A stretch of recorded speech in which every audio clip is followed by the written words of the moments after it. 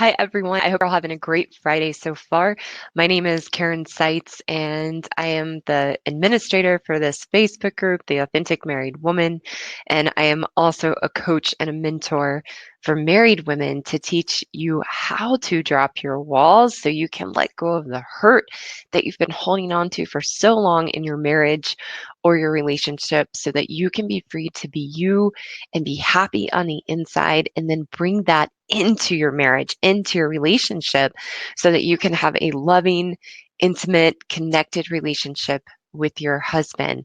And today I wanted to come on and answer a question that was asked um, in the comment section of the video that I did last Saturday on why you constantly feel disappointed by your husband. And the question is, how does this not become selfish when the focus is on ourselves? And that question came up because last week I was talking about when you're disappointed in your husband, what's really going on underneath that you can't see is that you're disappointed in yourself, that your husband is this mirror showing you where you're letting yourself down, where you're taking shortcuts.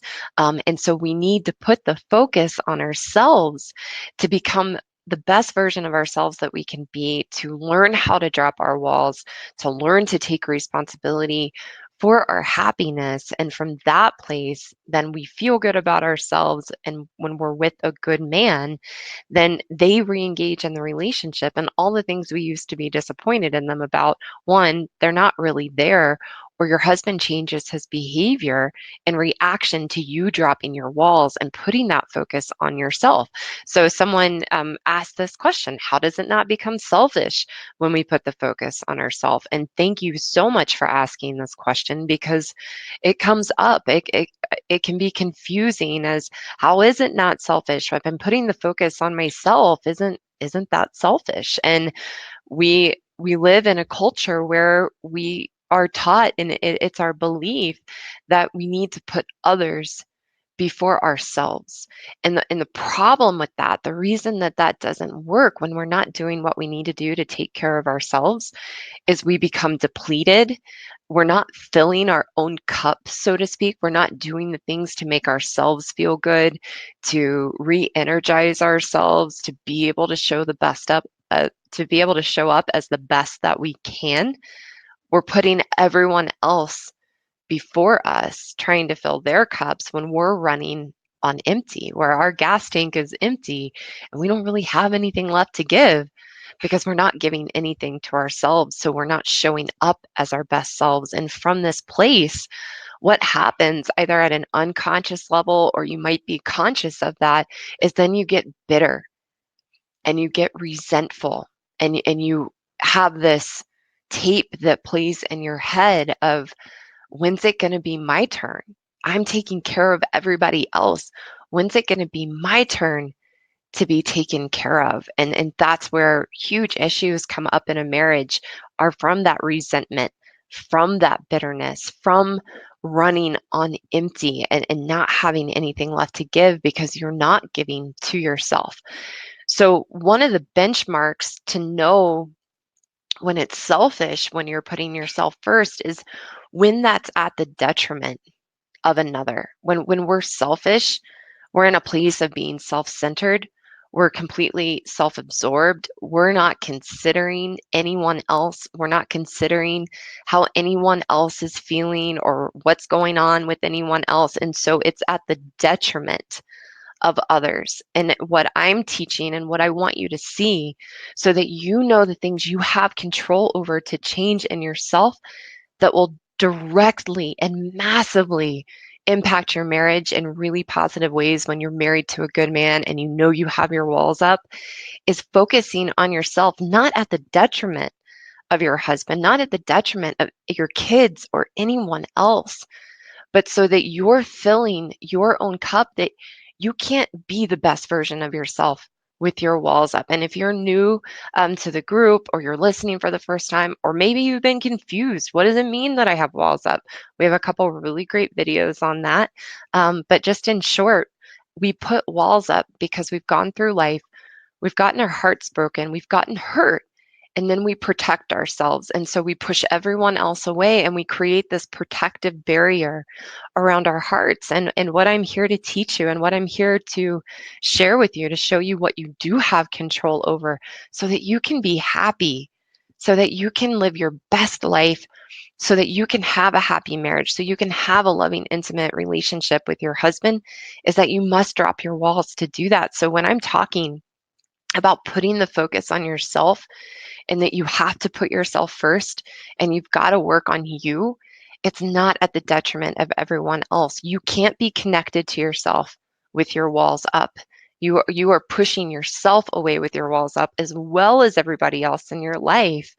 So by focusing on yourself, it's using a strategy and a blueprint that teaches you how to drop your walls, how to be happy on the inside, which is ultimately at the benefit of yourself, but then it's also at the benefit of everyone else in your life, because when you're happy on the inside and you've dropped your walls, you're open in your life. You're able to let yourself in and let others in. Everyone gets to benefit from that. And when you're focusing on yourself, it's in a constructive way and you know what you're doing for yourself.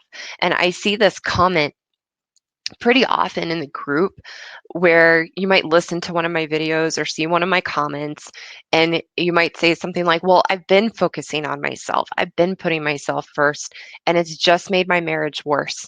It's just made everything worse. And with my husband, he's upset with me because I'm putting myself first. And what I want you to understand is that you're not doing it in the right way. You're not doing it with a system that works. I used to say the same thing, so I understand.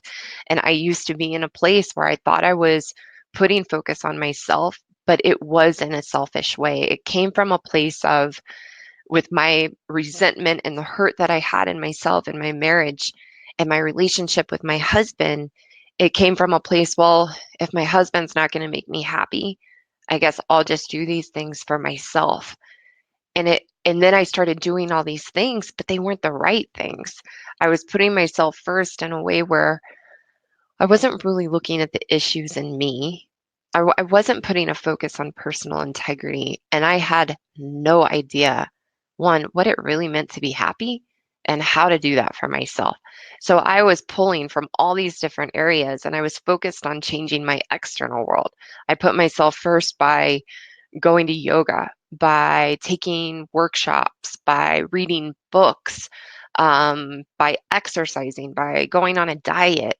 But those were all things outside of me. I was trying to change my external world, thinking I was changing myself, but nothing in me was actually changing. So that's not what it means to put the focus on yourself. It isn't about starting to do things in your external world. What that actually means is that you've got to be willing to lift up the rug and you've got to be willing to look underneath that and see the ways that you're showing up that you don't want to see because it will be exposing and vulnerable. These are your limitations. These are the ways that you show up hurtfully with your walls up. And you look at those things not to beat yourself up, not to make yourself wrong, but so you shine the light on the things that you've been hiding from yourself that are creating the problems in your marriage with your husband, the ways that you're showing up, that your behaviors have consequences, and your husband's responding and reacting to that. And you're hurting yourself in that. That's probably one of the most important things that I want you to hear. And what I'm trying to teach you and help you to see is how much you hurt yourself by having your walls up, how much you hurt yourself by not being happy on the inside. And I don't want that for you. I want you to live a life you love. I want you to have a marriage you love. And there's a path and there's a way to do that. And you've got to know the right steps and what to do, because otherwise you're focusing on all of these things that aren't leading you to that place of truly being happy on the inside. So the problem is when we get to this place where we say, well, my husband isn't making me happy, so I'm going to focus on myself. Is the problem is we still have our walls up in that.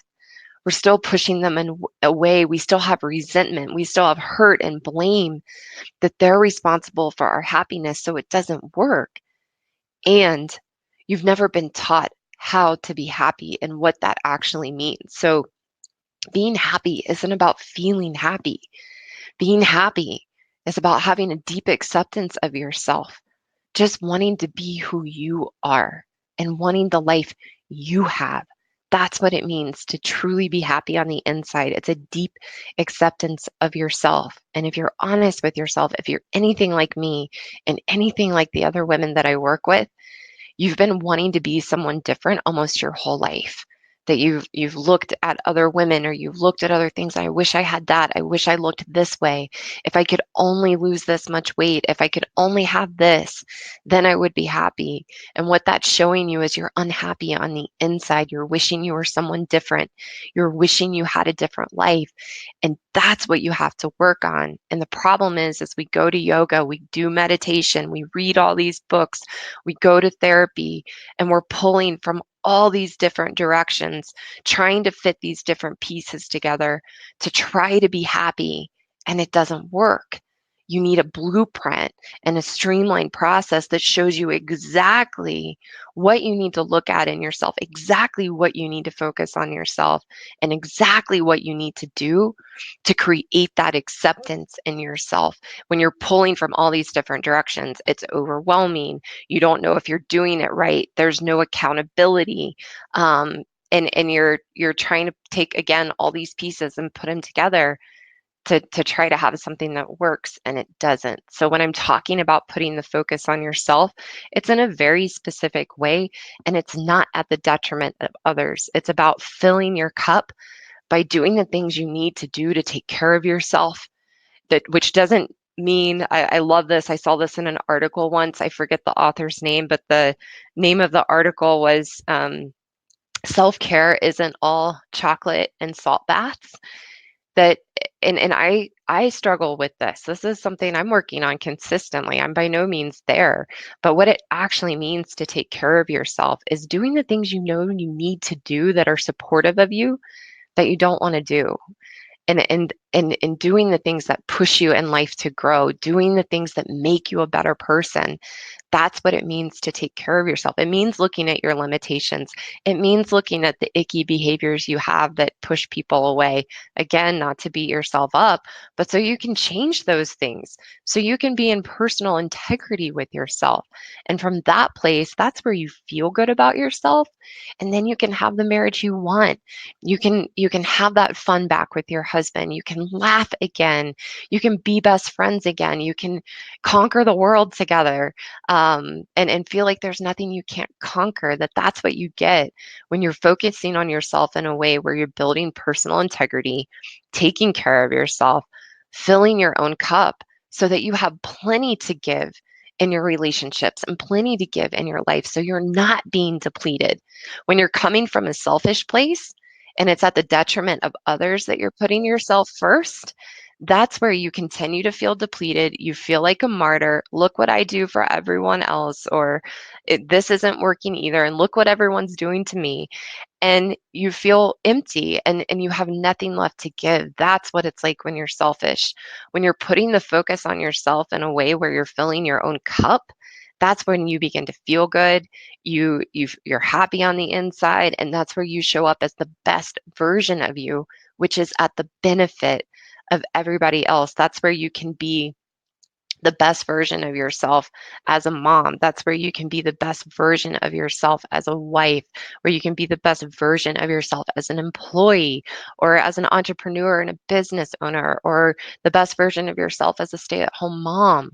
The best version of yourself is of being a daughter or a sister or whatever that is when you're practicing personal integrity. You're focused on becoming a better version of yourself, not in this place of being self-centered or self-absorbed and just thinking about yourself. From that place, there's no consideration of others. And the other piece I want to mention in this, and I'm getting a comment, and such a great comment, self-care is not all baths and salt baths and chocolate. I know, isn't that great? And that article is wonderful. I can post it in the comment section. Sometimes I forget to do that, but I'll make a note here so you can read it. It's a really good article, and it really puts into perspective what it means to be self-care, because she highlights in the article how that's become kind of a commodity. in our culture, self-care, taking baths, having all the self-care products and things like that, but that's not really self-care. Self-care is doing the things that show you that you value yourself. That means getting outside of your comfort zone. It means pushing yourself in your life to meet your potential, to be the best that you can be. And I promise you that's at the benefit of everyone. So the one other thing that I wanted to mention, that's why what I teach works so well, is that when you're married with a good man, and you're married to a good man, and things aren't too far gone and the problems haven't been there for too long, you're in that place of feeling like roommates. You once felt like you were soulmates with your husband and you had a great connection. When you're in that place, and that's who you are, because that's who I work with, when you do the work to focus on yourself in the ways that I'm talking about, when you do the work to become happy on the inside and you drop your walls, your good man, your husband re-engages and he's there. And all he wants for you is for you to be happy. I promise, if those of you watching or listening to this know you're married to a good man, a man that's hardworking, responsible, that loves you, that's reliable, and you might not be experiencing those things right now because you've maybe been pushing him away. That's okay. There's a solution to that, but that might be what you're experiencing. When you re-engage with yourself and you drop your walls and you put the focus on yourself in a constructive way, your good man, he'll start to re-engage and you'll start to experience those things in him again. You'll see him for the hard worker he is. You'll see him as reliable and trustworthy. But with your walls up, you can't see any of that. So what I was saying is, I promise, for those of you listening, if you know you're married to a good man, and you do this with genuine intent, not a bait, not baiting him or putting him in a trap, and just be open to his answer. Maybe he won't say this, but 9 times out of 10, when I ask a woman to do this, this is the response they get. Ask your husband in a genuine way what he wants most for you. And I guarantee you, 9 times out of 10, the exact thing he's going to say is something along the lines of, I just want you to be happy. And that's what they want for you. So when you're putting the focus on yourself in that way and you do the work to become happy on the inside, a good man re-engages, he steps up, you see him for the good man he is, and that's where you can have that connection, and that's where you can have that intimacy, and that's what I teach. I recently had someone enroll to work with me in this structure, in this blueprint I'm talking about, and her husband is so supportive of her doing it. And she shared today on our group coaching call, she said, my husband said that he's so happy I'm doing this, so happy I'm learning to drop my walls. And he said, maybe you'll finally see in yourself what I see in you. And that's what you're doing by putting the focus on yourself. So thank you so much for watching. Thanks for the comments. And again, I just wanted to come on, just wrapping up, kind of summarizing, to talk about the things that I'm teaching you about, the things I'm talking about in these videos. Putting yourself first isn't about being selfish. It's not at the detriment of others. It's about becoming the best version of yourself by filling your cup, by working in a strategy that works, having a blueprint to find yourself again, to be happy on the inside. And when you do that, that's at the benefit of everyone, because you become the best version of yourself in all of your relationships in every part of your life. So if you're at a place where you're like, I don't know how to do this, I don't know how to be happy, and you don't want to go the rest of your life not being happy, not knowing what it means to have a healthy relationship, not experiencing that, if you're sick and tired of the lack of intimacy in your relationship, feeling like your husband's disengaged, feeling like he doesn't get you, then and you're ready to change. That's the key piece, that you're ready to change. You know you play a part in the problems. You love your husband. You know there's a connection there, but you just don't know how to get it back. I'm here to support you. And what I want you to do is to go to anewlc.com/talk, and you can book a free breakthrough session with me. And what's going to happen on that call is you and I are going to have a very honest conversation. I'm going to find out what's going on, where you're at in your marriage, and help you get clear on what the real problems are. I'm going to help you get clear on why what you're doing to fix those problems isn't working, and help you see what will work to move you forward. Maybe that's working with me, maybe it's not. I want you to know that I'm very honest about that. If I am not 100% confident that I can help you get to where you want to go, I'm going to tell you that. And then I'm going to point you in the right direction and give you resources of what I think will be most supportive for where you are at. And that is the utmost importance to me, that I'm honest about that and that I work with women who this will work for. So this call is to give you massive clarity. It's to give you a roadmap, whether that's with me or not. My mission here is to support you and put you on a path to knowing who you are and being happy, because ladies, you're missing out. If you are not happy on the inside, if you don't feel connected to yourself, you are missing out on you, and you're missing out on a wonderful life and having a healthy relationship. And that's what I'm here to help you with. So you can go to anewlc.com/talk and book a free breakthrough session with me. They usually last about an hour, and you will get so much out of that call. So thank you so much for being here. You're all welcome. It's my honor to come on and share these things with you, and give you some new perspective. I'm here to help you, here to support you. I am your champion, cheering you on. And I hope you all have a wonderful weekend. Thank you so much, and I will see you all again very soon. Bye.